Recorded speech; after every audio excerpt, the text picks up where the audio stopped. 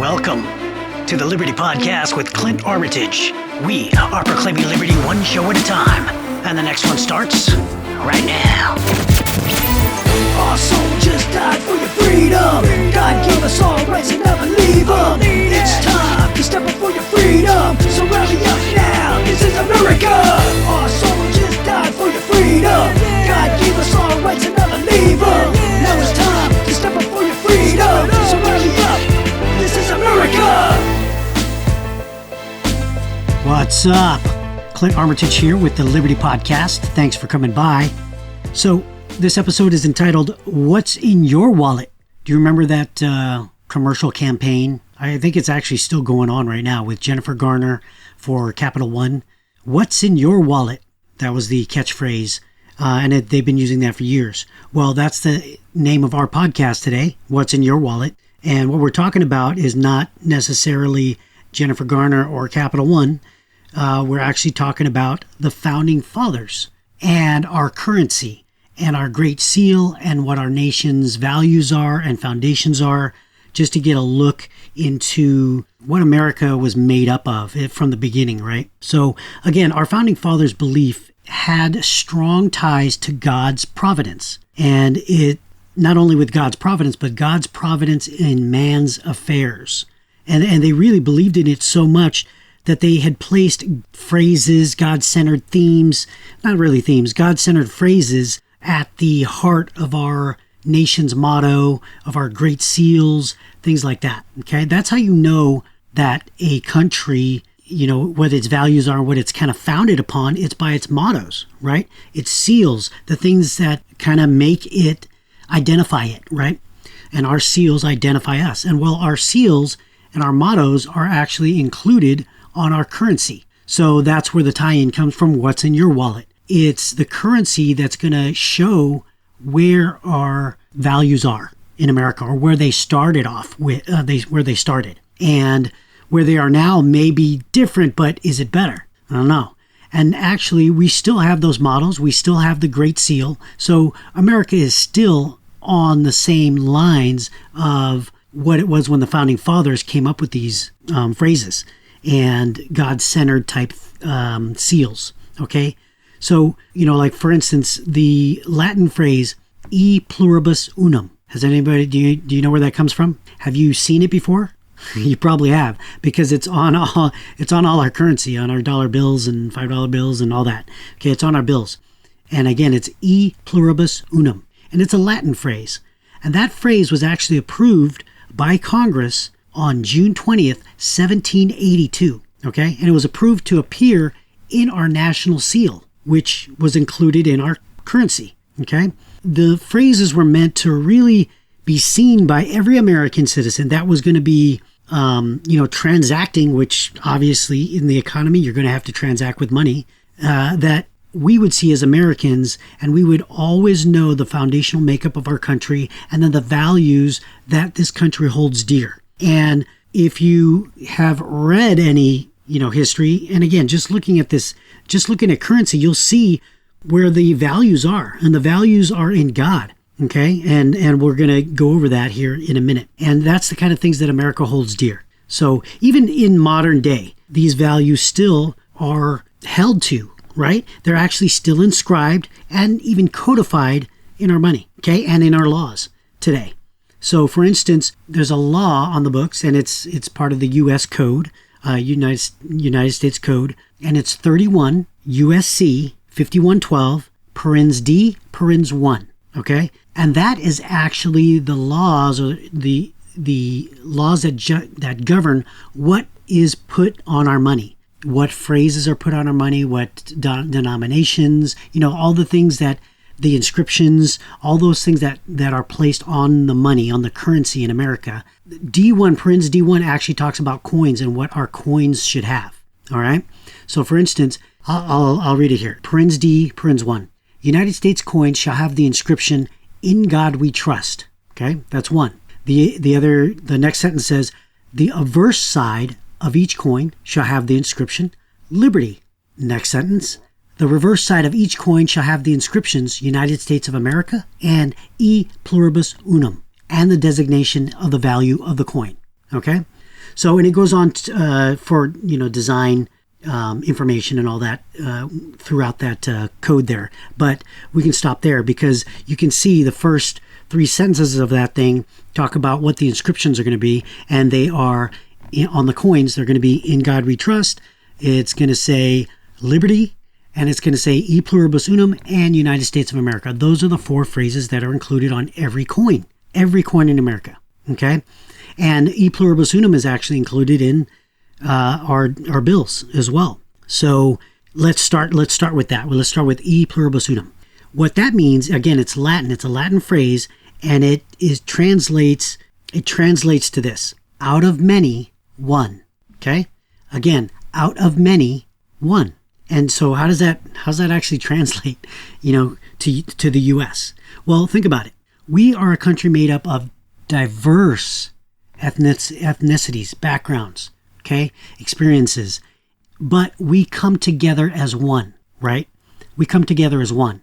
And that's what the founding fathers were trying to do, because they were like that too. They were Irish, they were English, they were Scottish. They had all these different ethnicities and backgrounds.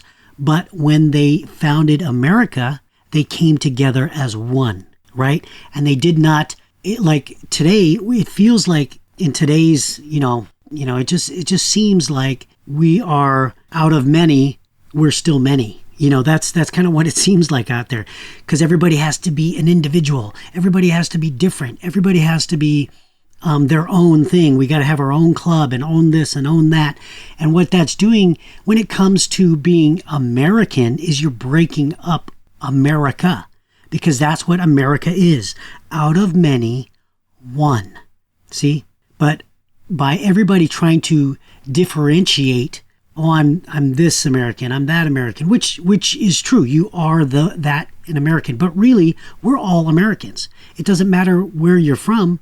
You come to this country, you're born in this country, you're legally a citizen of this country, you are American. Okay? So there doesn't need to be all these divisions when it comes to being American. Now, to be a descriptor, sure. Yeah, I'm Filipino American. I'm African American, I'm Caucasian American, fine. That's not a big deal. What I'm talking about is the bottom line is the last word of that is American. We're all Americans. So that's where I'm coming from with this. And you can see that it's valued and it's codified in our laws. And with this coin, with all our coins and our currency, it supports what this country was founded upon and continues to be in terms of what the founding fathers' vision was for this country. And it's not out of date. It's still something that is valued, and it should be valued, because once that starts to break apart, just like Abraham Lincoln said, just like the Bible says, a house divided cannot stand. And that's what appears is what's happening right now. We're starting to divide ourselves. Instead of being Americans, we're breaking up into all these different things, rather than just being an American, supporting each other as Americans and looking out for one another as Americans, right? And so that is what I kind of see happening here. And I don't know if you are too. I'm sure you're seeing it as well. So, but the founding fathers' vision was we are one. Okay? So E Pluribus Unum. All right. Next, how does that work into God's economy? Is that something that is in God's economy? Like, did they get that from the Bible? Or did they just make it up because that's what their backgrounds were and they wanted to become one? Well, my opinion is they got that from the Bible. Out of many, one. Well, let's look at 1 Corinthians 12, verses 12 through 31. Actually, I don't have to read that whole section. I can just read 12 to 14. But 1 Corinthians 12 and 12 through 14. Let's read that.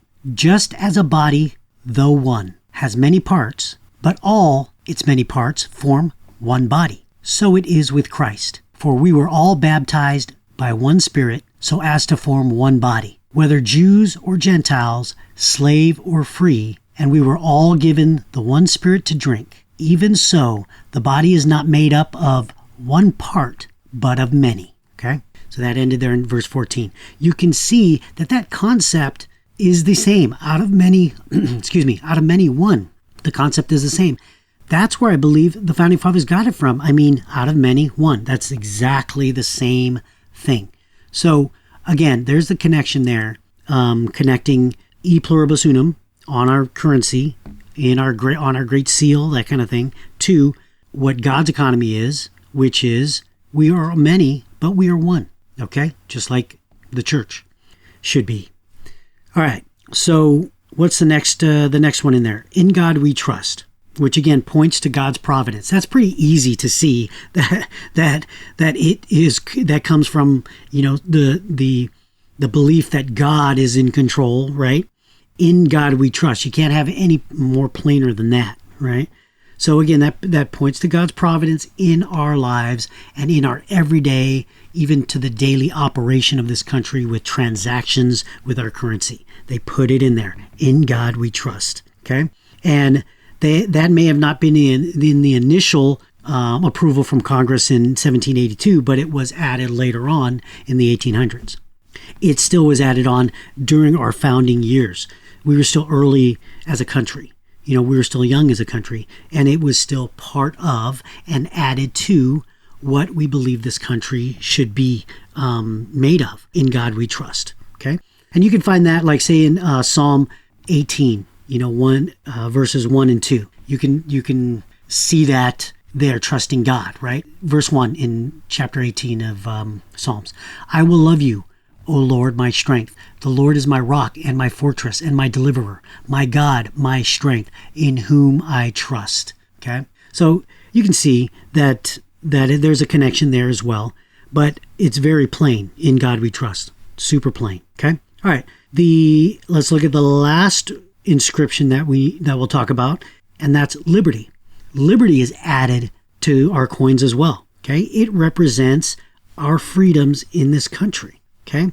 And I kind of relate this inscription to like what's on the Liberty Bell. And what's on the Liberty Bell? Which is, the Liberty Bell is our symbol of freedom in this country. I mean, that is literally the symbol of freedom in this country, the Liberty Bell.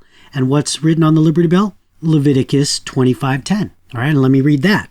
Consecrate the 50th year and proclaim liberty throughout all the land to all its inhabitants. I mean, you can't get any freer than that in that verse there, right? Proclaim liberty to all the inhabitants, all the land to all its inhabitants. So again, the Liberty Bell, our symbol of freedom, liberty, putting on all our coins, that is important. If it wasn't important, it wouldn't have been added to our coins. It wouldn't be our motto. It wouldn't be part of our seals, our nation's seals. It's all related. And we need to really get back to the understanding and foundation that this country was built on God's providence. It was built on God's liberty. It was built on God's precepts, out of many, one. So if you want to, really want to know what the original values are of our founding fathers and of this country, you don't have to look any further than our currency. So I ask you again, what's in your wallet? All right, my name is Clint Armitage. This was the Liberty Podcast. Thanks for stopping by. Hope you enjoyed it. And if you want to support the podcast, go to our website, go to the store and purchase a t-shirt. Otherwise, look in the episode description and click on that link that goes to our website as well. All right, until next time, stay safe, stay motivated, and keep seeking liberty. Our soldiers died for your freedom. God gave us all rights and I believe them. It's time to step up for your freedom. So rally up now, this is America. Our soldiers died for your freedom.